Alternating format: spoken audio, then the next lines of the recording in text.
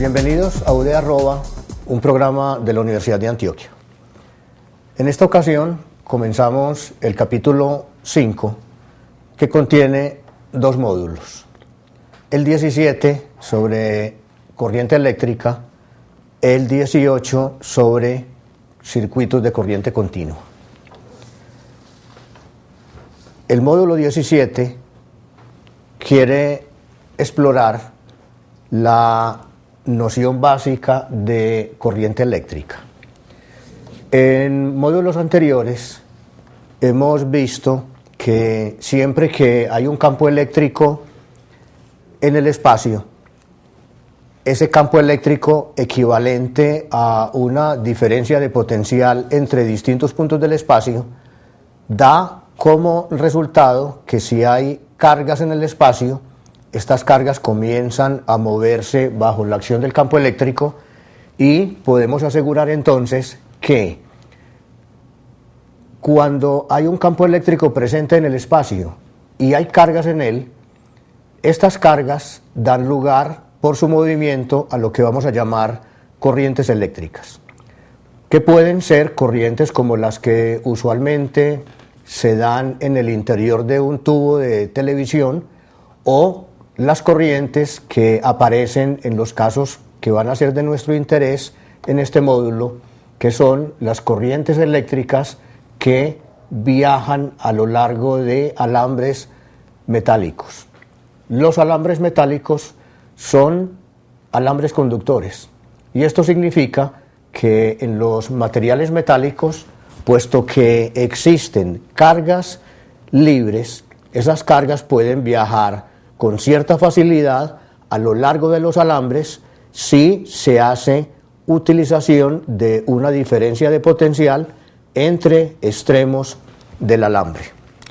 Por definición, vamos a decir que la corriente eléctrica fluye en la dirección correspondiente al movimiento de cargas positivas. Esto significa que, puesto que en el caso real, en los conductores, las partículas que se mueven para generar la corriente eléctrica son cargas negativas, electrones, entonces la corriente de electrones va en dirección opuesta a la corriente eléctrica definida como equivalentes cargas positivas. La definición de corriente eléctrica: carga por unidad de tiempo que atraviesa una sección transversal de un alambre. Esto significa que en la definición de corriente eléctrica están involucrados coulombios y segundos en el denominador. Este tipo de unidad se conoce como el amperio. Diremos entonces que amperios se define en términos más elementales como coulombios sobre segundo, carga por unidad de tiempo que atraviesa una sección transversal de un alambre. Ahora bien, una definición adicional que tiene gran importancia en la teoría de campos electromagnéticos corresponde a la definición de densidad de corriente. Esto es carga por unidad de área por unidad de tiempo. Vale decir, puesto que dQ de T es corriente, entonces la densidad de corriente se puede escribir también como corriente por unidad de área. Esto significa que es posible obtener la corriente en términos de J simplemente tomando esta expresión y haciendo una integración de J sobre el área. Esta expresión es válida en el caso en el que la densidad de corriente y el vector diferencial de área vayan en la misma dirección, y es posible extender la definición hacia casos arbitrarios pensando en que lo que hay en el interior es un producto escalar de J con el diferencial de área que proveen entonces el valor de la corriente eléctrica en amperios. Ahora bien, miremos con un poquito más de detalle la existencia de las corrientes en el interior de los alambres. Lo que tratamos aquí de representar es si las cargas que producen las corrientes fueran cargas positivas, entonces las cargas positivas se mueven a lo largo del alambre siguiendo caminos de tipo aleatorio por la sencilla condición de que en cada punto, en puntos arbitrarios, estas cargas se encuentran, ya sea con otras cargas eléctricas dentro del material conductor o con núcleos de los átomos, lo que produce desviación de las trayectorias. Estas trayectorias, que en ocasiones son hacia atrás, en ocasiones hacia adelante, y en las que siempre predomina un movimiento de arrastre global hacia la derecha con una velocidad promedio que llamaremos velocidad de arrastre, tiene que ver con la presencia de un campo eléctrico que es el que ocasiona el movimiento de las cargas eléctricas. Es importante observar que el movimiento de cada una de las cargas con una velocidad v no corresponde en general al movimiento con la velocidad de arrastre. Esto es sencillamente porque mientras esta velocidad v es una velocidad local, la velocidad v sub a es una velocidad promedio. Ahora bien, es posible establecer una conexión entre la corriente neta que viaja a lo largo del alambre y la velocidad promedia o de arrastre de las cargas eléctricas. Para esto es suficiente utilizar la conexión entre carga y volumen. Este término que coloco entre paréntesis viene a corresponder a la densidad volumétrica de cargas. ¿Qué es N? El número de cargas eléctricas por unidad de volumen diferencial. Quiere decir que aquí, en esta expresión, tendremos número de cargas por unidad de volumen por la carga. Esto significa que este paréntesis viene a corresponder a la cantidad que hemos llamado antes densidad volumétrica de carga, y podemos además escribir el elemento diferencial de volumen como un elemento diferencial de longitud a lo largo del alambre y el área transversa de el mismo alambre. Tendremos entonces una expresión en la que será posible además escribir el diferencial de longitud en términos de velocidad promedia por tiempo, utilizando sencillamente los argumentos de la cinemática.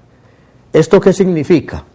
Que la corriente eléctrica, que se define como carga por unidad de tiempo, puede ser obtenida a partir de esta línea sencillamente dividiendo por el factor de tiempo, lo que significa que la corriente eléctrica es expresable en términos de la densidad de número de cargas, la carga, el área y la velocidad de arrastre. Y adicionalmente, a partir de la expresión para la corriente eléctrica, simplemente dividiendo por el área, se obtiene la expresión de la densidad de corriente eléctrica. Estas dos líneas lo que muestran es que es posible establecer la conexión entre velocidad de arrastre, que es la velocidad efectiva del movimiento de cargas a lo largo del alambre, con lo que es el valor de la corriente eléctrica que circula por el alambre.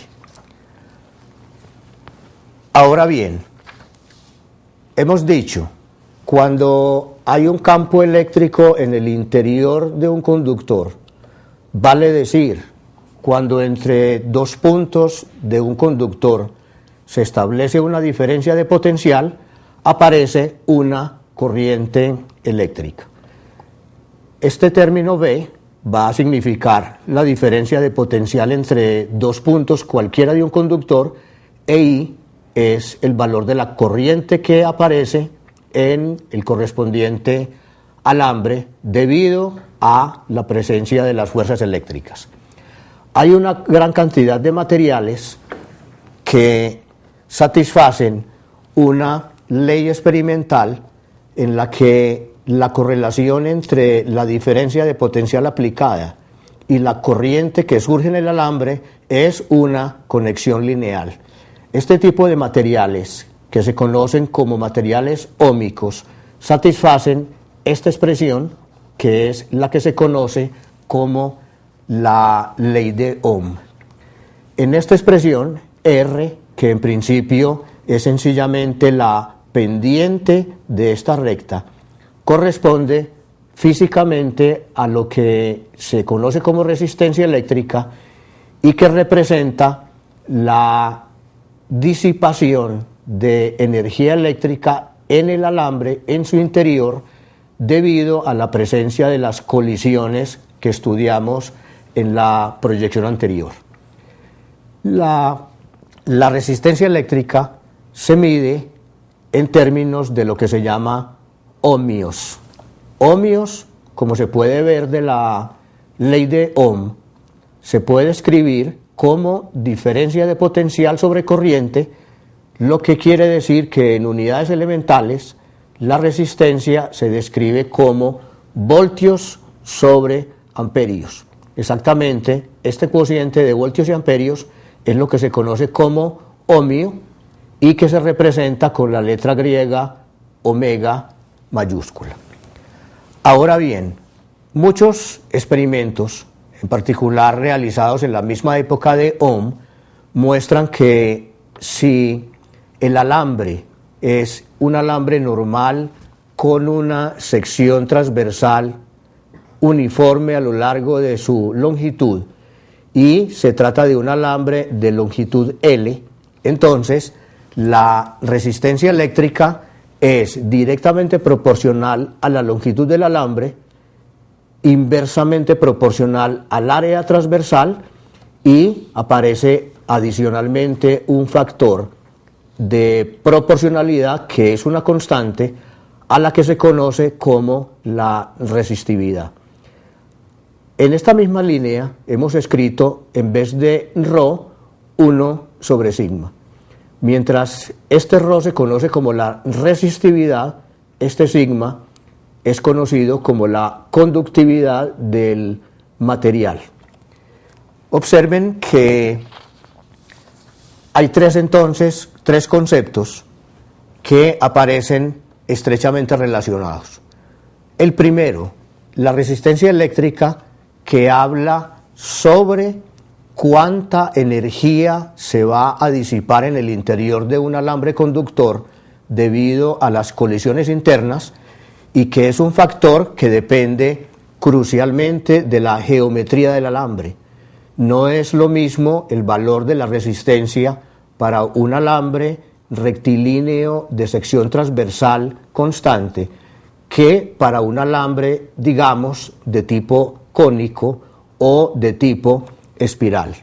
No solamente depende la resistencia de la geometría del alambre, sino también del tipo de material conductor del que se trate. En particular, ρ y sigma dependen solo del tipo de material y no de la geometría, por la simple razón de que la resistencia eléctrica contiene toda la información sobre la geometría de la resistencia, la geometría del alambre, mientras los factores ρ y sigma dependen estrictamente de la estructura atómica del material conductor. Ciertamente también de otras condiciones como la temperatura. Ahora bien, en teoría de circuitos es importante la ley de Ohm, que tiene esta forma y que está restringida a lo que llamaremos materiales óhmicos. Ciertamente hay tipos de materiales en los que la conexión entre la diferencia de potencial y la corriente no es lineal. No es este el caso que vamos a estudiar en este módulo 17. Ahora, si en vez de la diferencia de potencial escribimos el campo eléctrico por la distancia entre los dos puntos sobre los cuales se ejerce esta diferencia de potencial, si en vez de la corriente escribimos la densidad de corriente por el área, y si en vez de R escribimos la resistividad por la longitud sobre el área, vamos a obtener esta expresión donde ρ es equivalente a 1 sobre sigma y por tanto podemos escribir esta conexión entre la densidad de corriente y el campo eléctrico. Observen que en vez de corriente tendremos densidad de corriente y en vez de diferencia de potencial tendremos el campo eléctrico. Esta expresión es básica en el estudio teórico del campo electromagnético, mientras la primera expresión correspondiente a la ley de Ohm tiene una importancia altísima en lo que es la teoría de circuitos. Entonces, hemos definido la resistencia eléctrica en términos de ley de Ohm como un coeficiente que corresponde a la disipación de energía. Este tipo de disipación de energía, que es lo que usualmente ocurre en el interior de alambres gruesos como los que constituyen las resistencias de las estufas, dan lugar entonces a que sea siempre necesaria la presencia de alguna fuente externa que mantenga una diferencia de potencial entre los extremos de un alambre que posea resistencia eléctrica. Esto es crucial para hacer un cálculo de cuánta potencia es necesario dar a un alambre para que se produzca en su interior una corriente. Digamos, ¿cuál es el trabajo necesario para llevar este elemento diferencial de carga desde el punto A hasta el punto B? Si la diferencia de potencial entre estos dos puntos es delta B.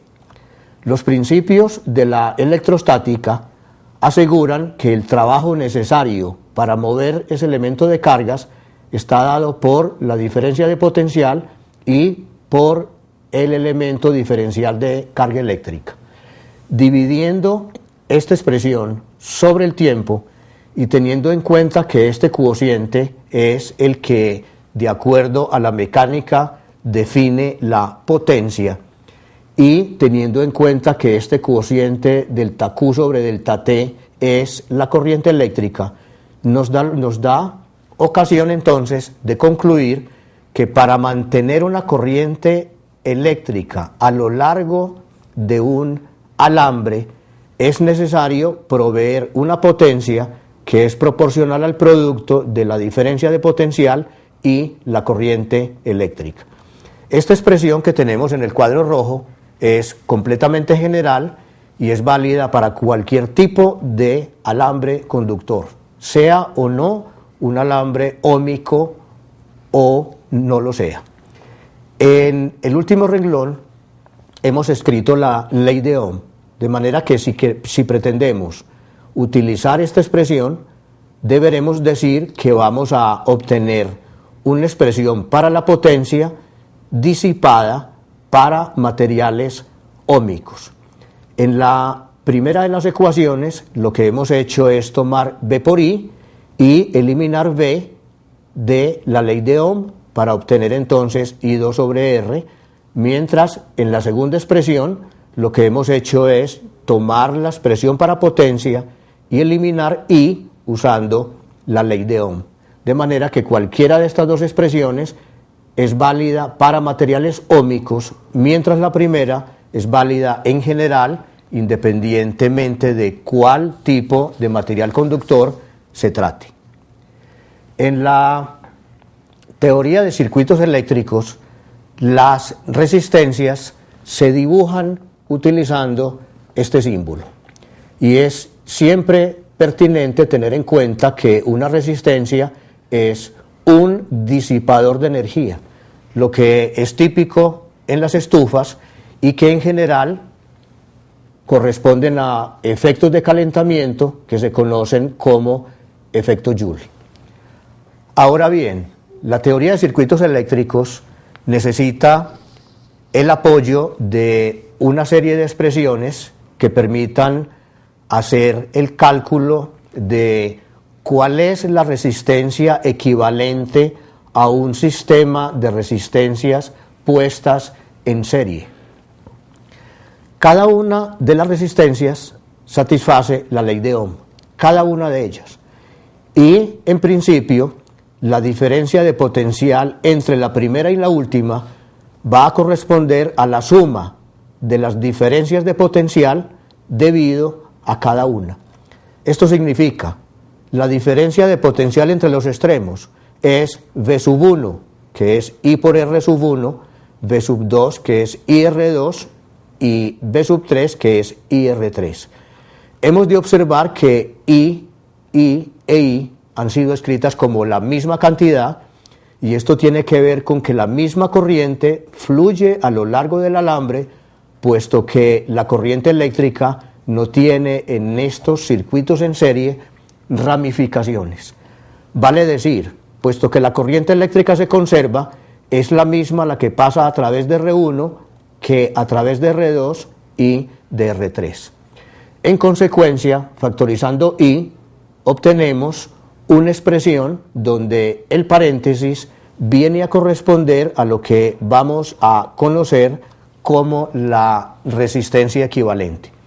Digamos entonces que el resultado dice: la resistencia equivalente a un circuito formado por resistencias en serie está dado por la suma algebraica.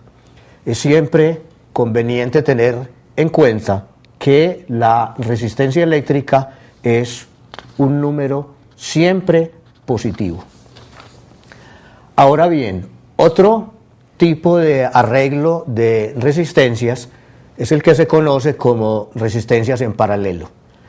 En el caso de las resistencias en paralelo hay una diferencia no solo geométrica notable en el diseño, sino incluso en la consideración de las corrientes. Observen que una corriente I entra desde la izquierda, sale la misma corriente a la derecha, pero una vez que la corriente eléctrica llega a este punto, se bifurca en corrientes I1 e I2. Puesto que la corriente eléctrica neta ha de conservarse, debe ser entonces cierto que la corriente que entra debe ser la suma de las corrientes bifurcadas. Y cada una de estas corrientes, I sub 1 y sub 2, son en principio distintas, porque son distintas las resistencias, y cada una puede escribirse en términos de la ley de Ohm como V sobre R1 para la primera y V sobre R2 para la segunda. El punto importante en esta expresión es que la diferencia de potencial